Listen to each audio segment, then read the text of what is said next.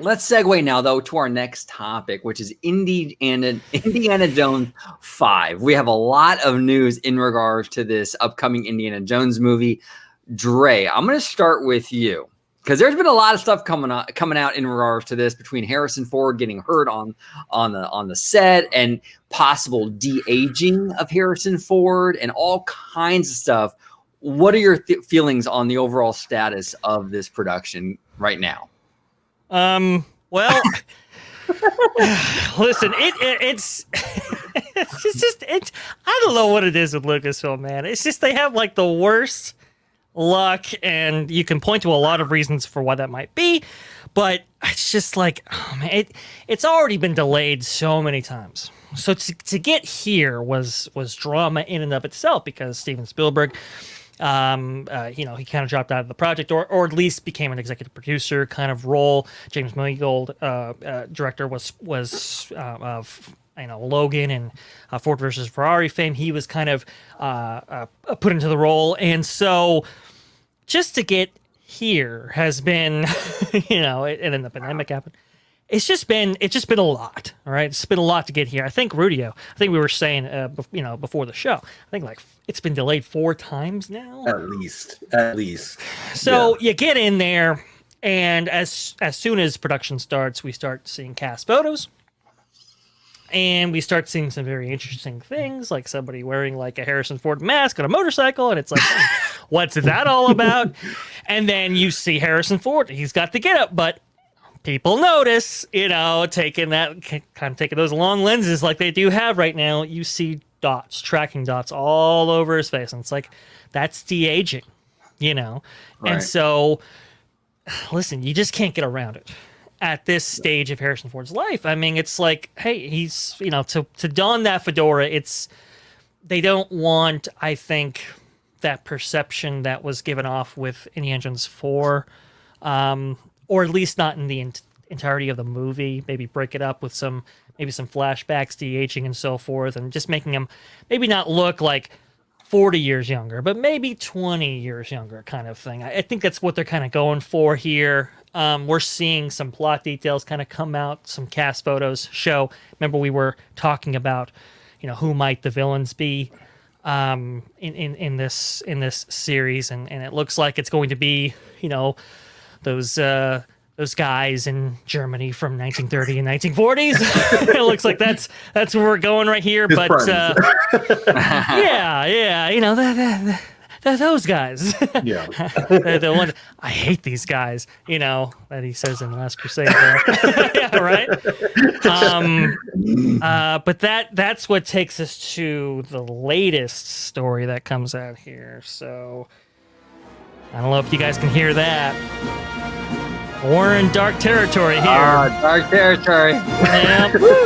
And, oh, man. So I play that because, as you know, that's the iconic theme given to the Temple of Doom movie that came out in the 1980s. Prequel to Raiders of the Lost Ark, as we know, but that movie's infamous for Harrison Ford, and why we're speaking about it, because he ruptured 2 discs in his back while in Sri Lanka on elephants. And, he had to be taken out of that role for a considerable amount of time so he could heal. I mean, I think they flew him to a hospital, and then I think they might have shipped him back home and stuff. So it was he was out for a few weeks, even up to a few months. And so his stunt double had to take over a lot of that production. Well, history repeats. And now we're here. Yeah. And it looks like he has endured a very bad shoulder injury. Initial reports indicating maybe he might be out for 3 to 4 weeks. Disney put out a statement suggesting that they could film around it. But looking into it a little bit further, it looks like his injury might be a lot worse than maybe we initially thought. And I'll go into more detail on that, but what do you guys think so far? Rudio, what are your feelings on Indiana Jones 5? Everything that Dre touched upon in terms of like the de-aging and Harrison Ford's injury. What are your overall feelings on this? It's so weird because what I go back to is because Dre mentioned Temple of Doom, if you remember in Force Awakens, he had 2 incidents that happened to him. The plane crash, where he was involved with that, and then also the Millennium Falcon incident. I very vague. I think he fall through something, or like he got his. I don't know. I can't remember exactly what happened. From what I understand, it was a freak accident involving a hydraulic door, and the production company who actually produced the Falcon for that production was actually. They were taken to court by the British authorities on that, and actually had to pay a fine of $1.6 million for because through their investigation, they found out that somebody could have got killed.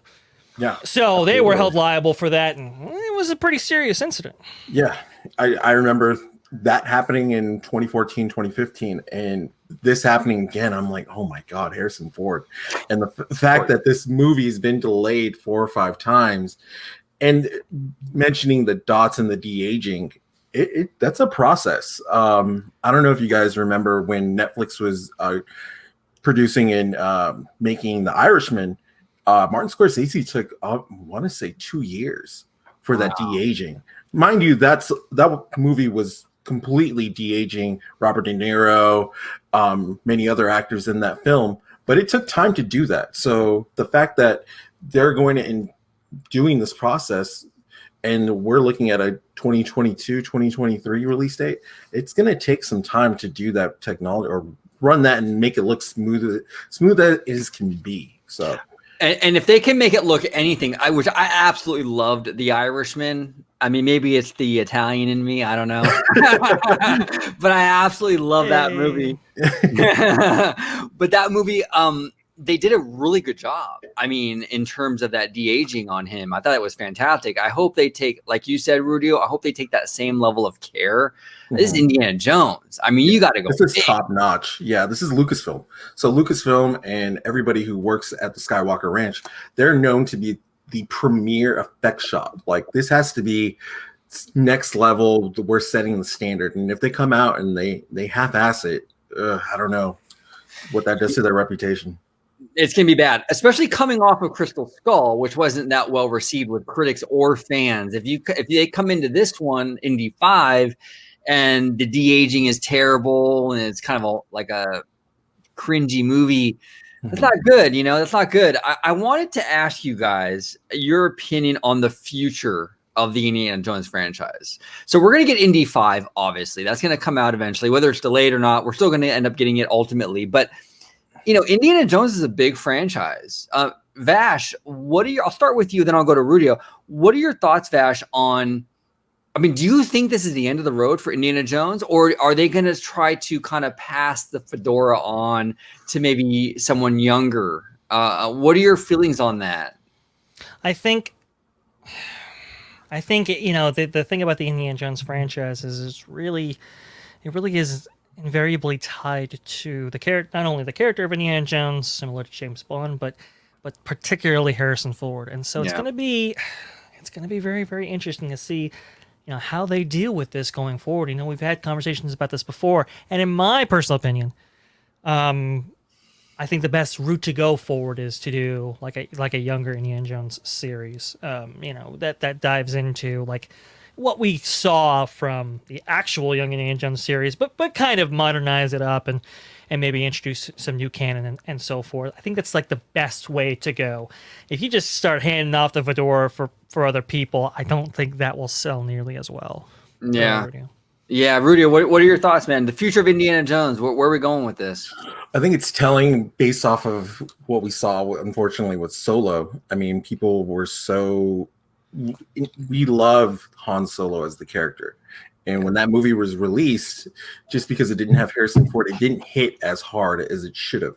I loved Solo. Solo was a good Star Wars story, but the fact that I was missing that charm and the charisma that Harrison Ford brings to that character says something. And so there's always been that internet rumor of either Chris Pratt or Chris Pine, any of the Chris's filling the shoes of Harrison Ford in the Indiana Jones series. But I mean, the next movie is going to be telling whether people are so much going to be, I don't know, if they're still engaged with Indiana Jones. I still love Indiana Jones, and the popularity of the ride when I go to the parks, you can see that people love the character.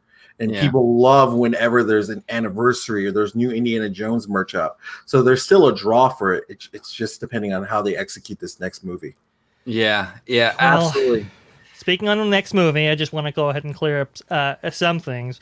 There's been 2 incidents that have me kind of concerned.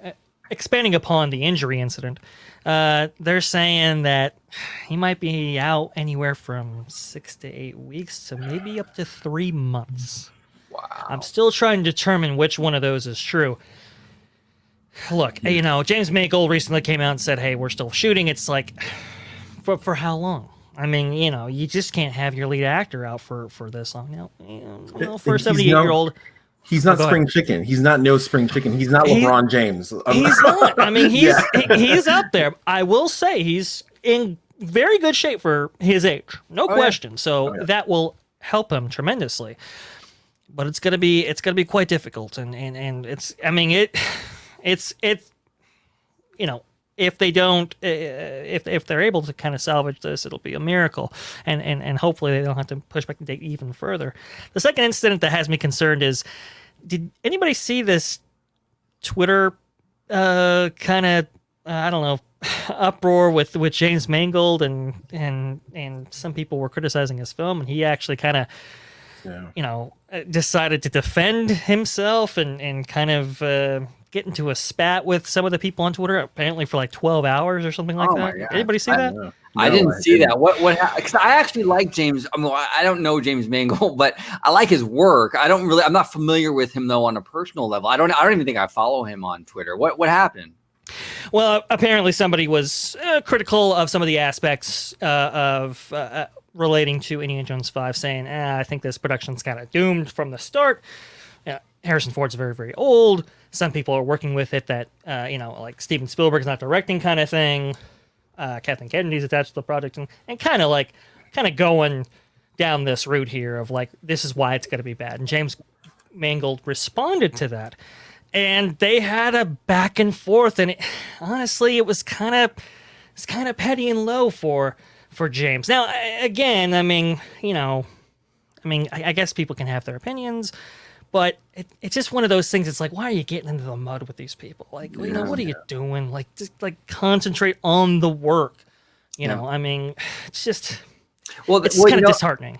Yeah, well, Vash, that's the gift and the curse of social media and platforms like Twitter. It's the gift is that you have direct communication with your idols, with people that are making these blockbuster films like we've never had before.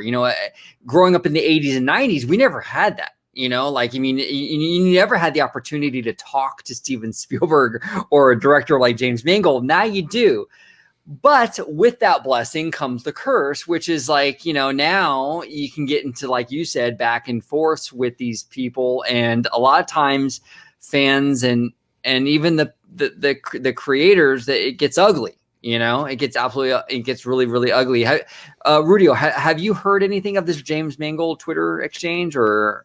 No, this is the first time of me hearing it, but the fact that, it happens more often, especially I want to say James Gunn is the one director I constantly see reacting with fans or engaging with them, whether it be positive or negative, and he'll give you explanations on why he makes certain decisions. But I don't know, I like James Mangold, the few projects that I've seen him, Logan and Ford versus Ferrari, but you have to put faith into the project. And like Vash said, I would rather him concentrate on what's ahead than getting into the social media aspect of what fans are saying. And if he's going to do that, a lot of people aren't shy to say, especially celebrities or people who are verified or a presence on social media, get a burner account. Get that second email and engage that way. Don't feed into it. That's what I would say. Yeah, no, you're 100% right on that. Get a burner account if you want to vent. Believe me, hey, look, I've put my foot in my mouth many times on social media. I am no stranger to doing that. It happens. You get on, you're passionate about something, especially, as a creator, you put so much blood, sweat, and tears into a project. I get it. But someone in his position, he needs to learn. You got to have that self-control. You can't get, like Dre was saying, you can't get in the mud with these people. You got to just brush it off and just focus on the work. So we'll see. Time to grow up. Time to grow up. Time to grow up. Come on now. One more Let's time. go. Time to grow up. There you go. Time to grow up. Kirsten said it right. Time to grow up.